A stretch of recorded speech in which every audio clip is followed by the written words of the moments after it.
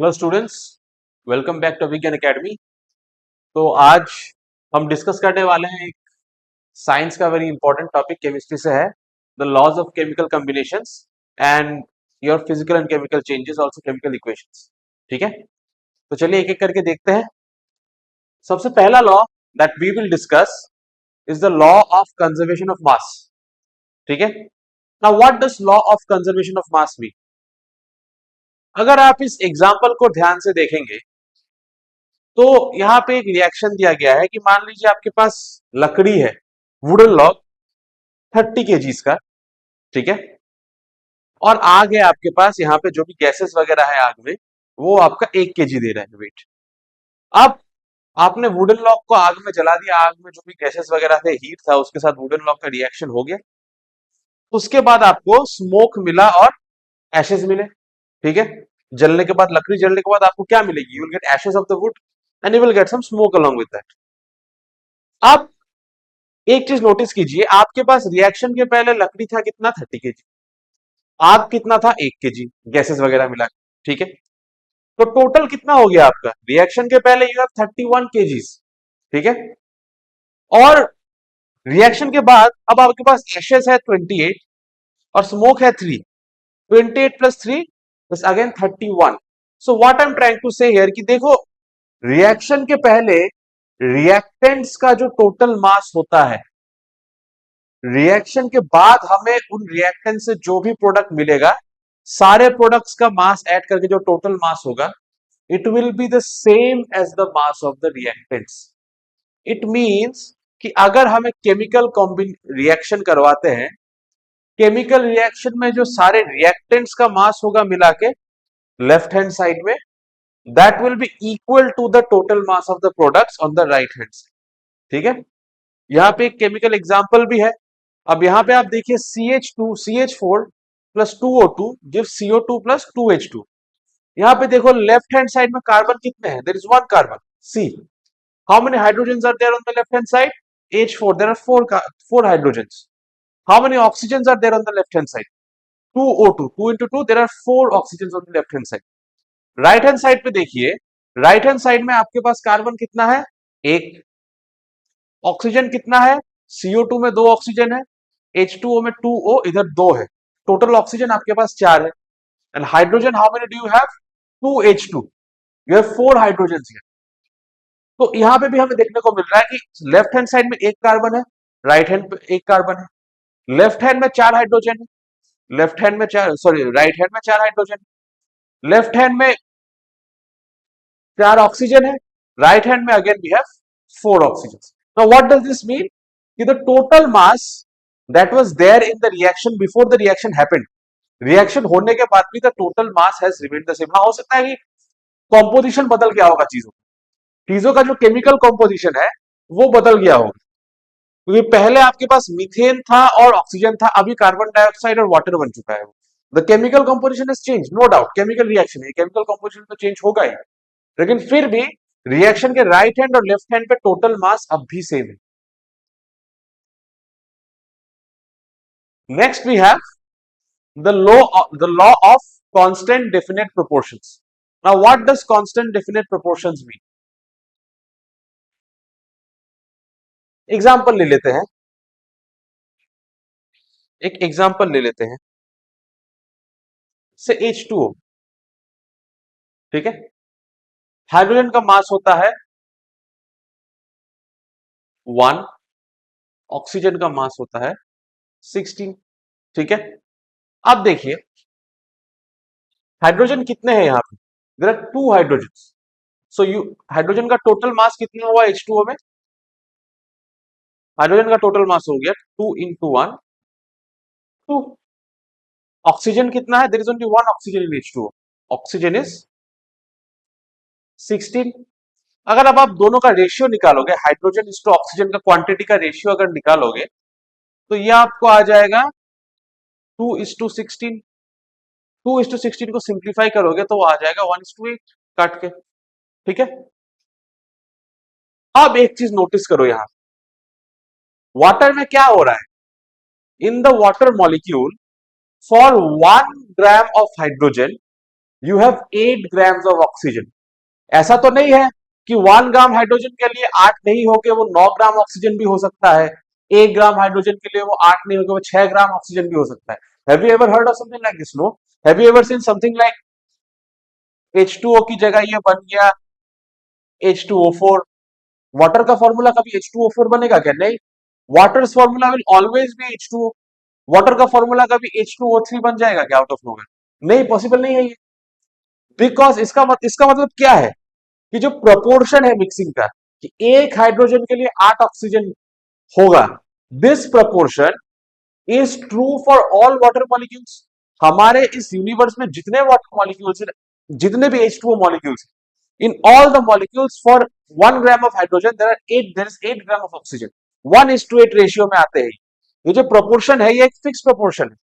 तो law of definite proportions ये कहता है कि अगर दो चीजें, दो एलिमेंट्स एक पर्टिकुलर प्रोपोर्शन में मिक्स होती है, तो वो उसी पर्टिकुलर प्रोपोर्शन में मिक्स होगी। There will never be change in proportion in them. There will never be a change in proportion in them. Then comes the law of multiple proportions. अब law of multiple proportions क्या है? When two elements combine with each other to form two और more compounds, the ratio of the masses of one element that combines with the fixed ratio of the other are simple whole numbers।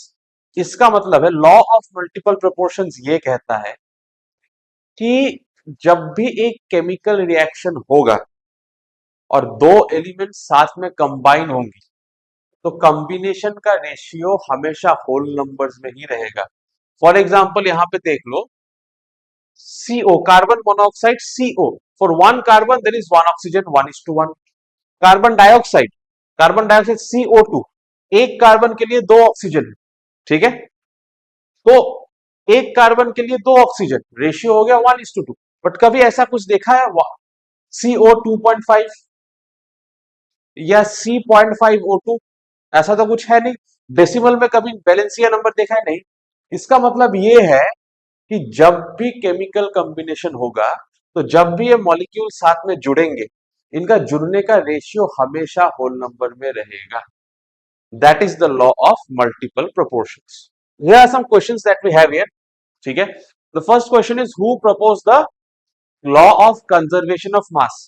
So the person who proposed the law of conservation of mass, the correct answer is option A, Antoine Lavoisier, ठीक है? The next question says, what did Joseph Proust state regarding law of definite proportions? अब law of definite proportions के बारे में मैंने आपको पढ़ाया है। इस क्वेश्चन का आंसर आप मुझे देंगे नीचे कमेंट सेक्शन में कि question number 2, what did Joseph Proust state regarding law of definite proportions, इसका आंसर कौन सा ऑप्शन होगा?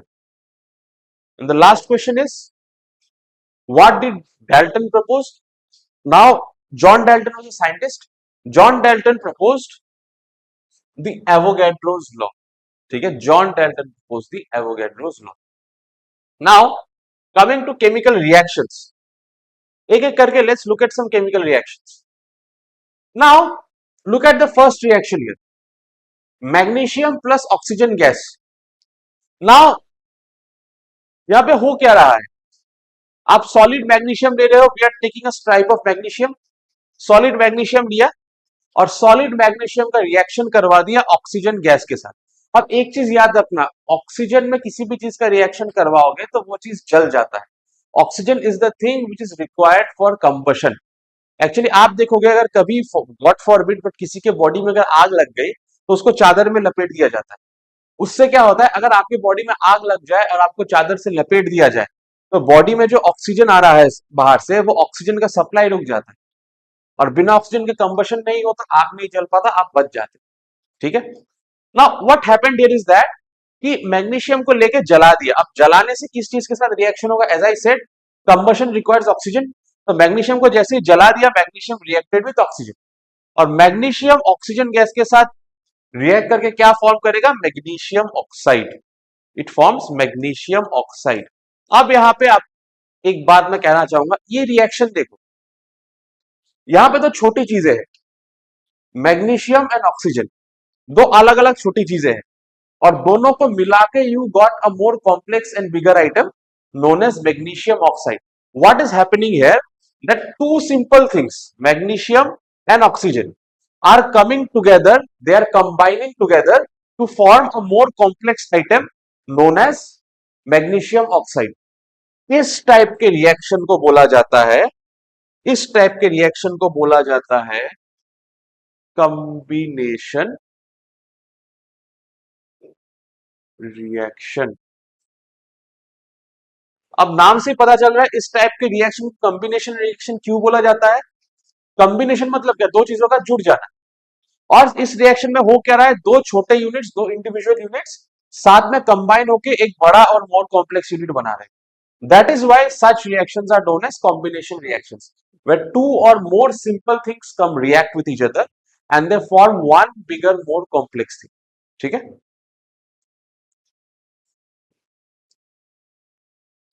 एक सिमिलर रिएक्शन यहां भी है। ठीक है, कैल्शियम ऑक्साइड है, कैल्शियम ऑक्साइड को कहा जाता है क्विक लाइम। तो कैल्शियम ऑक्साइड को आप जैसे ही पानी के साथ रिएक्ट कराते हो, कैल्शियम ऑक्साइड और पानी दो अलग अलग चीजें साथ में रिएक्ट करके एक और ज्यादा कॉम्प्लिकेटेड सब्सटेंस बनाती है known as calcium hydroxide. This reaction again is a combination reaction. Why? Because calcium oxide and water are combining together to form calcium hydroxide. ठीक है, अब कैल्शियम हाइड्रोक्साइड को कहा जाता है slaked lime. Calcium oxide is called quick lime, calcium hydroxide is called slaked lime. Now ये जो reaction है ना, अगर आप कभी भी कैल्शियम ऑक्साइड को पानी में मिलाओगे तो उससे हीट रिलीज होगा, हीट बाहर जाएगा। Such reactions are known as exothermic reaction. Exo मतलब आउटसाइड, थर्मिक मतलब गर्मी, हीट। सो एक्सोथर्मिक रिएक्शन मतलब ऐसा रिएक्शन जिससे हीट बाहर रिलीज होती है। आप कभी भी किसी कंटेनर में, घर पे करने से बेटर लैब लैब में सेफ्टी के साथ करोगे, अगर थोड़ा सा कैल्शियम ऑक्साइड रखो, चूना जो होता है क्विक लाइम, उसमें पानी मिला दो, देखना वो गर्म होने लगेगा थोड़ी देर में, क्योंकि हीट रिलीज होता है उससे।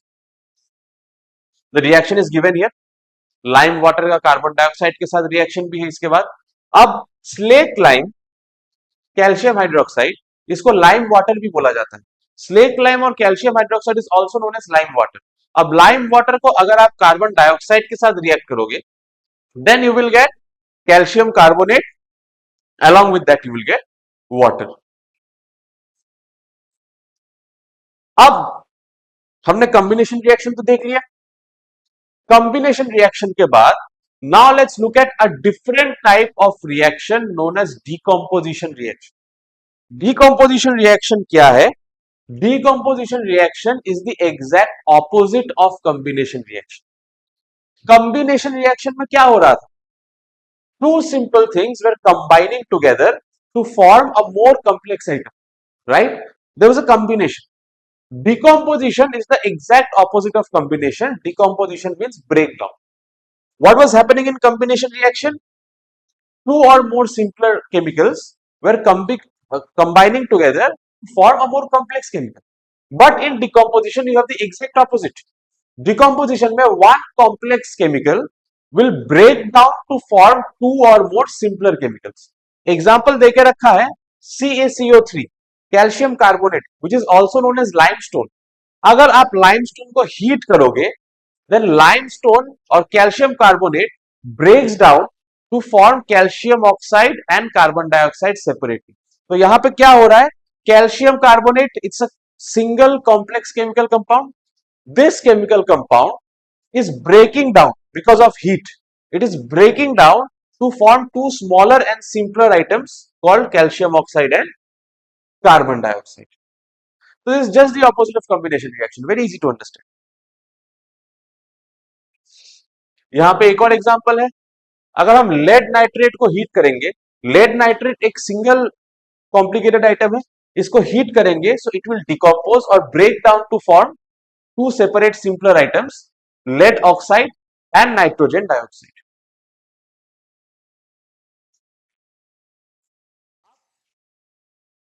इसके बाद we will come to the next type of reaction known as the single displacement reaction। अब सिंगल डिस्प्लेसमेंट रिएक्शन में क्या हो रहा है, देखो, look at the first reaction, zinc plus hydrochloric acid। What is happening in this reaction? When you react zinc plus hydrochloric acid, you are getting zinc chloride and the H2 or hydrogen is getting separated. अब यहां पे कहानी देखो क्या हो रहा है। कहानी यहां पे ये हो रहा है कि हाइड्रोक्लोरिक एसिड में हाइड्रोजन और क्लोरीन साथ में थे। ये जिंक बाहर से आया, जिंक ने आके क्या किया, जिंक ने आके हाइड्रोजन को डिस्प्लेस कर दिया, हाइड्रोजन को अपने जगह से हटा के अलग कर दिया और हाइड्रोजन की जगह खुद बैठ गया और जिंक क्लोराइड बना लिया। That is why it is called a displacement reaction. अब डिस्प्लेसमेंट रिएक्शन क्यों बता रहे हैं इसको, क्योंकि ध्यान से देखो ये जिंक क्या रहा है, जिंक आ रहा है बाहर से, हाइड्रोजन और क्लोरीन साथ में है, and zinc is coming from outside and then zinc is completely displacing hydrogen from its position, and then zinc is sitting in the place of hydrogen to form zinc chloride. But how many displacements are happening here? Only one. Zinc आ रहा है, hydrogen को लात मार के निकालता है, खुद बैठ जाता है, यहाँ एक ही डिस्प्लेसमेंट हो रहा है। That is why it is known as a single displacement reaction. इसका दूसरा एग्जांपल भी देखते हैं, copper and silver nitrate. Silver और नाइट्रेट दोनों साथ में बैठे हैं। ये कॉपर बाहर से आया, आके इसने सिल्वर को अपनी जगह से हटा के डिस्प्लेस कर दिया और सिल्वर की जगह बैठ गया, तो क्या बना, सिल्वर नाइट्रेट, कॉपर नाइट्रेट बन गया और ये सिल्वर अलग हो गया। ठीक है, similarly there are other examples as well which you can refer to. Now coming to the last type of reactions known as double displacement reaction. अब डबल डिस्प्लेसमेंट क्या है, देखो सिंगल डिस्प्लेसमेंट में क्या हो रहा था, एक बंदा अकेला आता है और दो लोग साथ में रहते हैं। वो एक जो अकेला बंदा आता है वो दोनों में से किसी एक को अपने जगह से हटाता है और वहां बैठ जाता है, एक ही डिस्प्लेसमेंट हो रहा है। बट यहां देखो सिल्वर और nitrate both of them are together, both of them are sitting together, but this time one person did not come alone. This time two people came from outside, potassium and bromide. They came in the form of potassium bromide. अब क्या potassium bromide में potassium and bromine are sitting together. In silver and nitrate molecule is sitting together. अब हुआ क्या, this potassium will displace silver from its place. Potassium आके silver को अपनी जगह से हटा देगा और सिल्वर के जगह पे बैठ जाएगा, और इस सिल्वर जाके क्या करेगा, ये पोटेशियम के जगह पे बैठ जाएगा। तो यहां पे क्या हो रहा है, सिंगल डिस्प्लेसमेंट में क्या हो रहा था, Zn आके HCl में H को लात मार के निकाल रहा था और H की जगह पे बैठ रहा था वो, और H अकेला था, उसके पास जगह लेने के लिए कोई जगह ही नहीं थी। But now when two people are together and two people are coming from outside, this potassium is displacing sodium from displacing silver from its position. Silver की जगह आके बैठ जाता है, बट सिल्वर अभी अकेला नहीं है, सिल्वर जाके सोडियम पोटेशियम की जगह ले लेता है। तो यहां पे क्या देखने को मिल रहा है, यहां पे दो डिस्प्लेसमेंट्स हो रहे हैं कि potassium is taking silver place and silver is taking potassium place, two displacements are happening. That is why such reactions are known as double displacement reactions, because two displacements are happening. Because look at the next example, sodium sulfate and strontium chloride. What is happening here, strontium and chloride are sitting together. This sodium sulfate comes from outside, this sodium will come and kick out strontium from its position, ठीक है, and sodium will sit in place of strontium and strontium in return will go and sit in the place of sodium. एक दूसरे को एक दूसरे की जगह से डिस्प्लेस कर देंगे, तो फिर से दो बार डिस्प्लेसमेंट हुआ and you are getting sodium strontium की जगह पे बैठ के बन गया सोडियम क्लोराइड और स्ट्रॉन्शियम सोडियम की जगह पे बैठ के बन गया strontium sulphate. Similarly another example is given here below, ठीक है। So this is why it is called double displacement reactions. Here why? Because there are two displacements taking place here. So these were some types of reaction that we studied. First we studied about combination reaction, जहां पे two or more simple items are coming together and reacting to form one complex item by combining together. And then we studied decomposition reaction. In decomposition reaction, we studied that it is the exact opposite of combination. Decomposition में क्या हो रहा है, combination में क्या हो रहा था, simple things were combining to form one complex item. Decomposition में one complex item is breaking down to form two or more simpler items. Then we studied about displacement reaction, single displacement reaction. My bad, single displacement reaction में we studied that actually हो क्या रहा है कि in a chemical compound a single person is coming and replacing or displacing one person from that reaction and sitting there. On the other hand, in double displacement reaction, we saw that pair is coming from both sides and in both pairs one person is replacing the other. ये एक की जगह बैठ रहा है, ये दूसरे की जगह जाके बैठ जाता है. Two displacements are happening.